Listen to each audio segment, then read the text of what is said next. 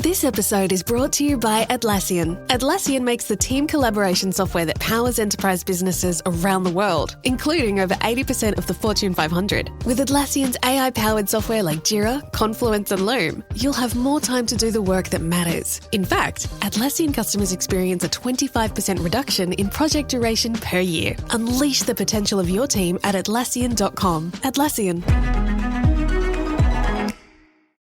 So what's it like to buy your first cryptocurrency on Kraken? Well, let's say I'm at a food truck I've never tried before. Am I gonna go all in on the loaded taco? No, sir. I'm keeping it simple, starting small. That's trading on Kraken. Pick from over 190 assets and start with the $10 in your pocket. Easy. Go to kraken.com and see what crypto can be. Not investment advice. Crypto trading involves risk of loss. Cryptocurrency services are provided to U.S. and U.S. territory customers by Payward Interactive Inc., PWI, DBA Kraken. View PWI's disclosures at kraken.com/legal/disclosures. Good afternoon, guys, and welcome to the podcast. I've got a fantastic guest for you today, Nico Van de Ven, coming to you from Belgium.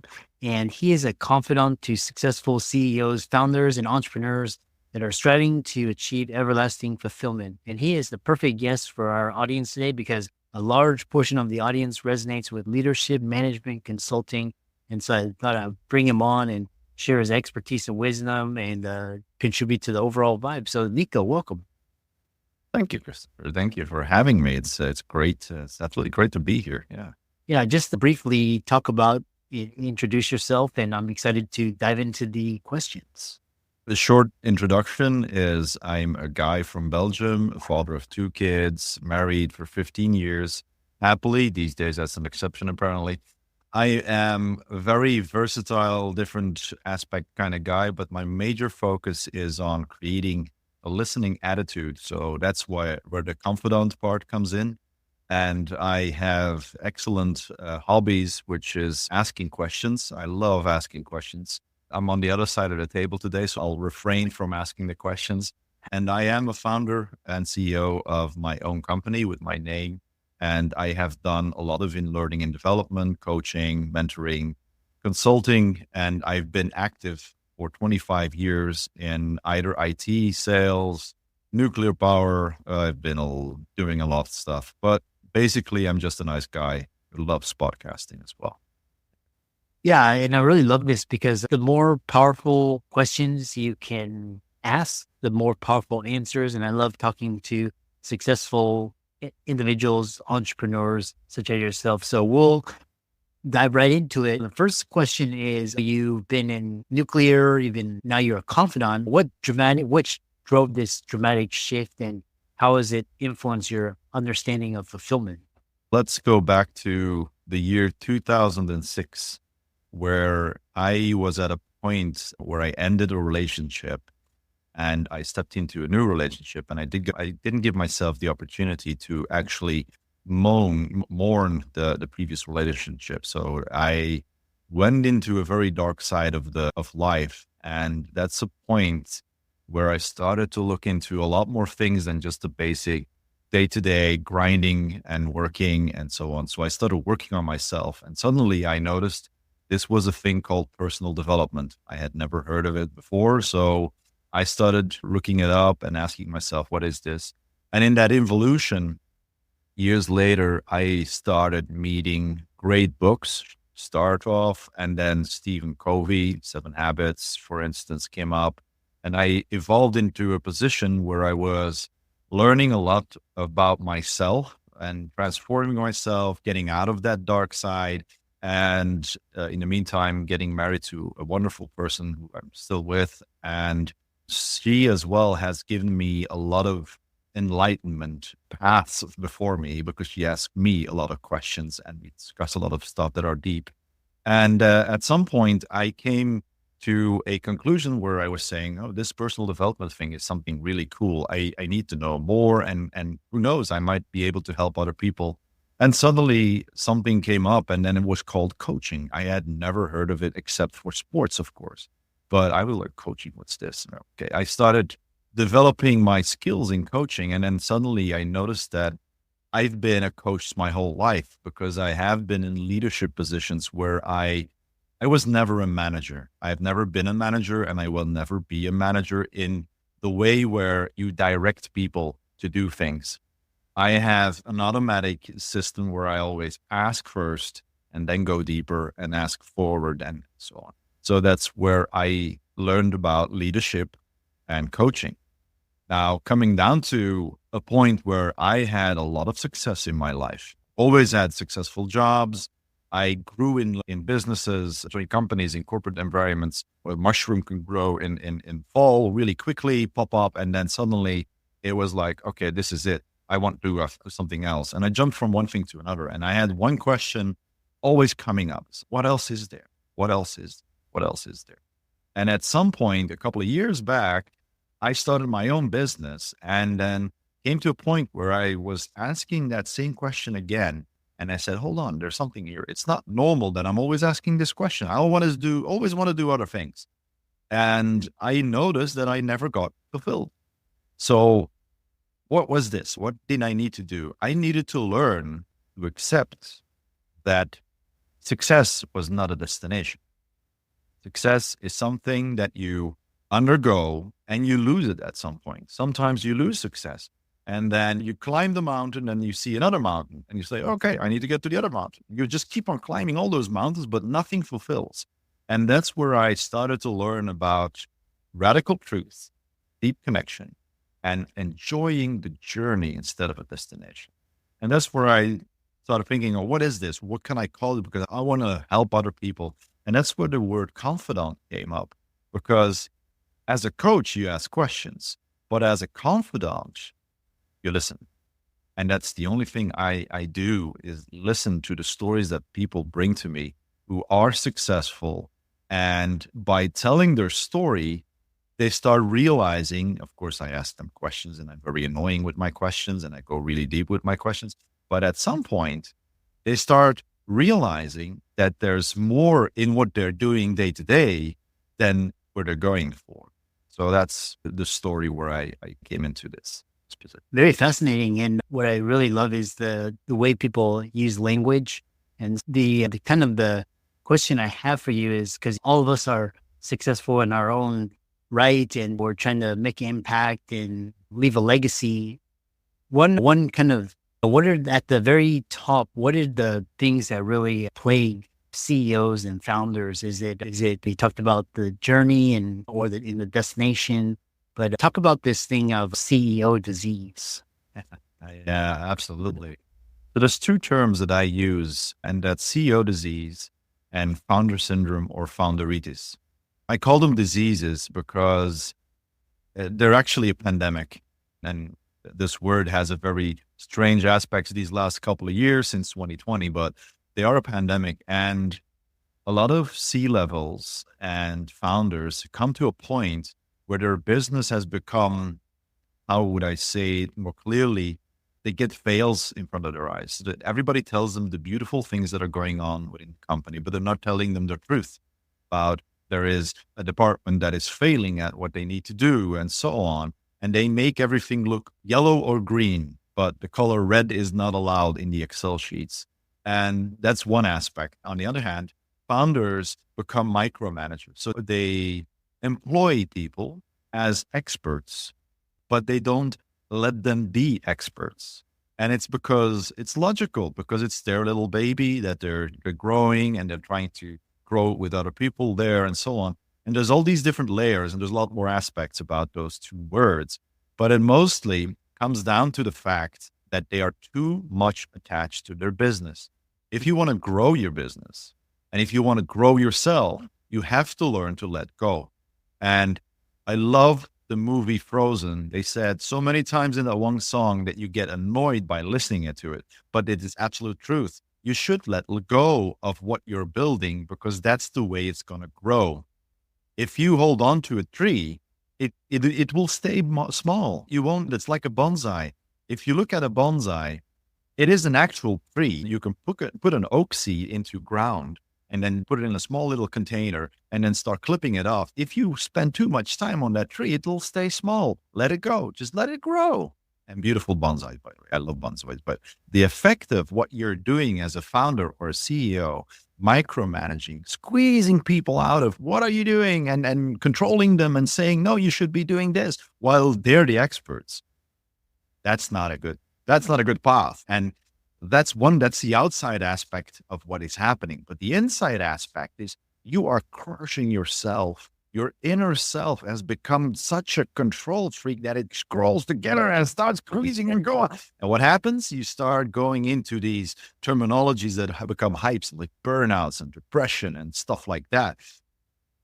Be a lot more at ease by leaving the work to the experts and be more strategic. Think high level. Just jump into your helicopter. You don't have to buy one. You just jump into one in your mind and just jump out of your company and look at what are we going to do? Where are we going? And it's a completely different situation than what most of the founders and CEOs become at some points. And I'm really talking about C-levels and founders of small business, because if you look at the corporate environment, there's a whole different vibe. They might also have fails in front of their eyes, but it's mostly in the small business area that these things happen. And that's where these terminologies come from, because I find sometimes you need to give the baby a name, but this is a disease that needs a name. Yeah, that's really interesting. And so the next question I had for you is, in this startup world, it's you have your startup and it's your baby, and you bootstrapped it, and then you eventually go into this like teenager, adolescent, adult phase, maybe sell it or take it public. So my question is, with these founder, CEO-led companies, and there's not a lot. I think if you look at like Microsoft, Amazon, Google, Apple, these are all found, but their CEOs have changed. And the only one is Facebook. Is it possible where like the founder needs to step aside to let somebody run it? Or what are your thoughts on this? Yeah, at one point you shouldn't be a CEO. You should not be a chief operating officer.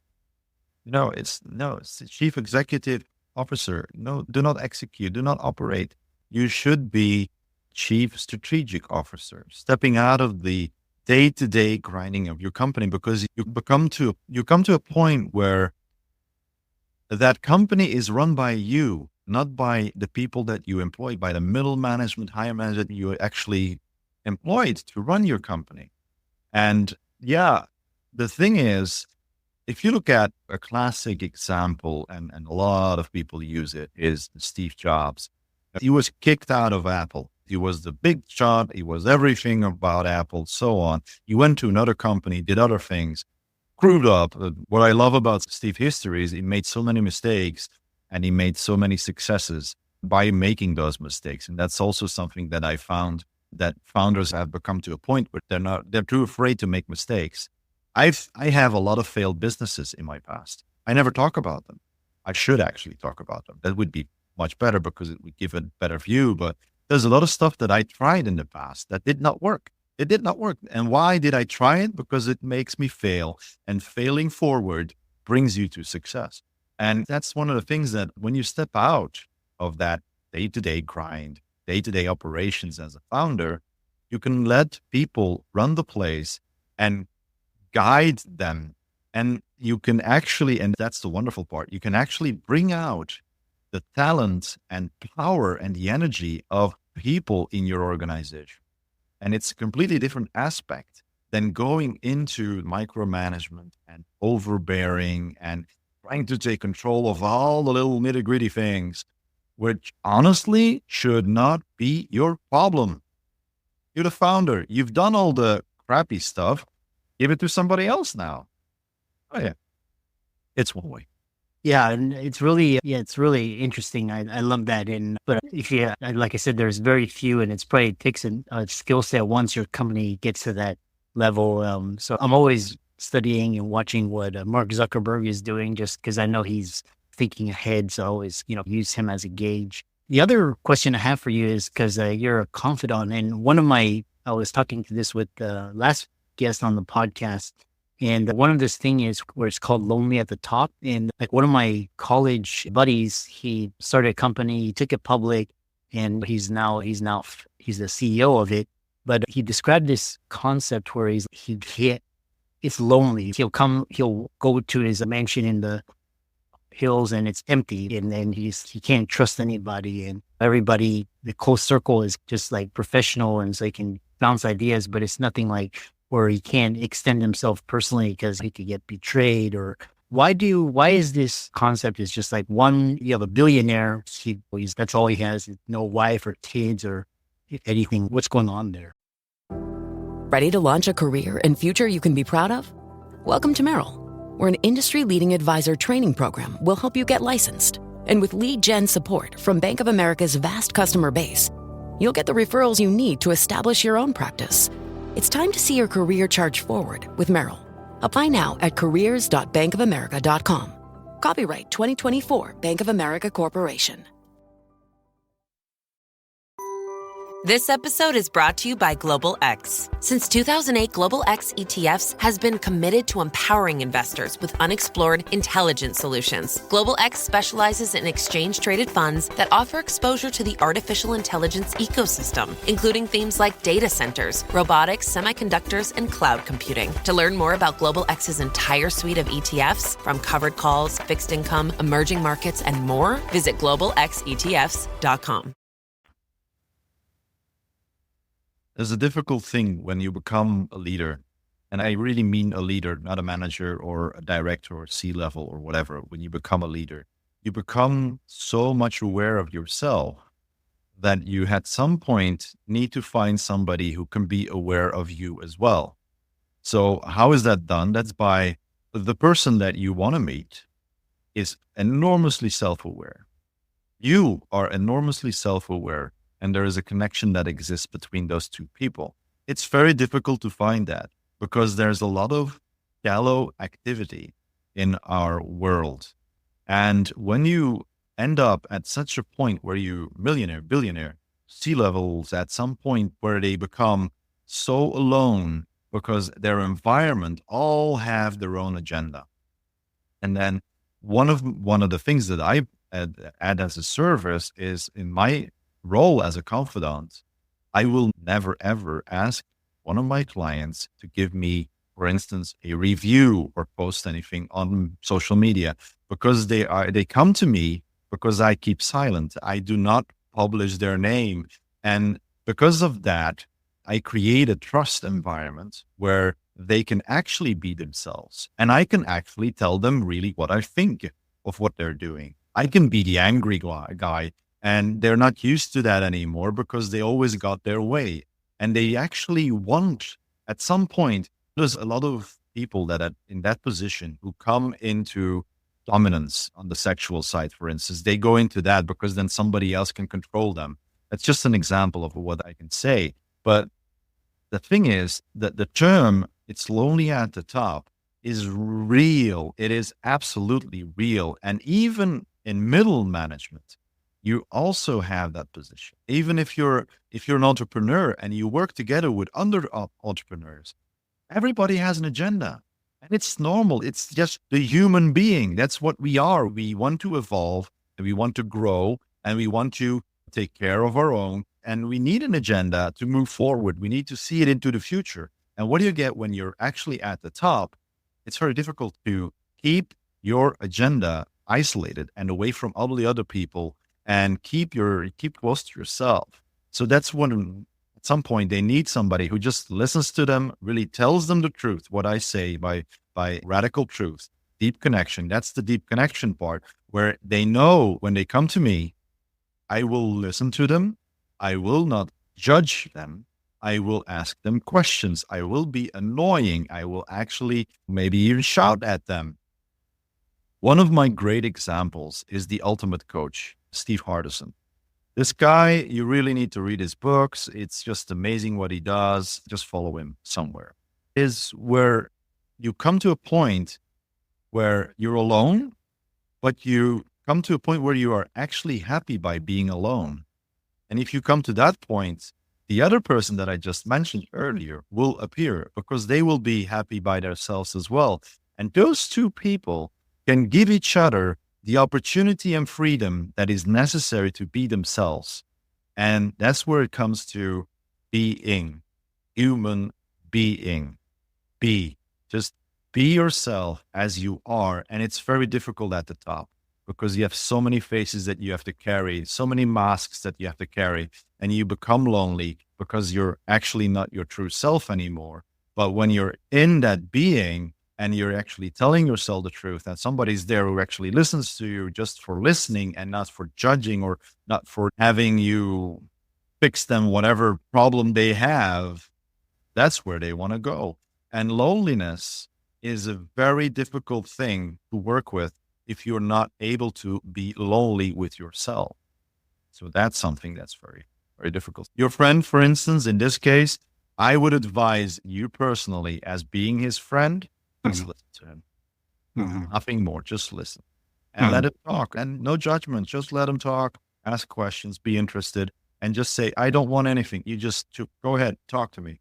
It's going to give him a lot of space and a lot of opportunity to just be himself and get those masks slightly out of the way, and then, becoming a truer, more human being. Yeah, very fascinating. And so I find myself, as I progress in my circle, there's very few, and then sometimes I prefer to be alone just because it's so draining, just constant just barrage and all that stimuli and stimulus. And I love your concept where you talked about where you develop yourself and you're like, I got to get this fixed and handled. And once you're able to, one of the best things I've ever heard was like, go to a restaurant and just sit by yourself and eat alone and be comfortable. And it's like, people think that's weird, but I mean, I do it all the time just because it's just because you're comfortable with yourself, or go to the movies alone. So yeah, interesting. Next question I have for you is, I know we have a couple minutes remaining, is if you were somebody's listening to this and there are a lot of executives, and share some tips with your 18-year-old, even they could be 18 or their kids, what would you say about life success and fulfillment, given your experiences? So your question is, if I would meet somebody 18 years old, what advice would I give them? The first thing, if I would meet myself, I wouldn't say a word, because everything that's in my luggage is who I am right now. If it would be somebody else, I would say take risks and fail fast. Live life, be yourself, and get to know yourself, because the key to understanding the world, because the world is created from within. It's not created from without. If you look at the world and you start looking at everything that's around you and, oh, look at that neighbor. He's got a beautiful villa. He's got a Lamborghini and a motorcycle and blah, blah, blah. No, don't do that. It's losing energy.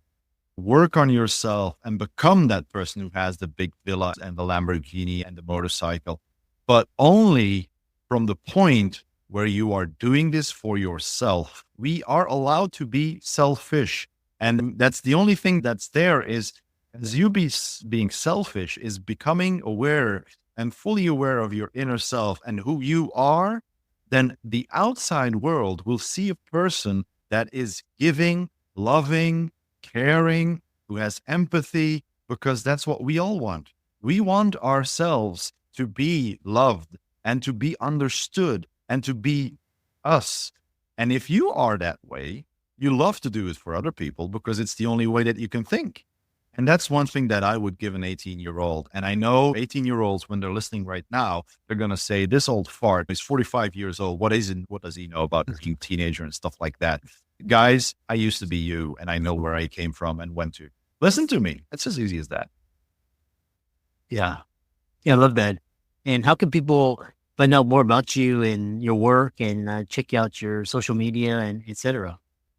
Well, you can find me on nicovandevenne.com. So just squeeze together my name, put a .com behind it, and just go on the website. There's an ebook on founderitis. There's an ebook on CEO disease.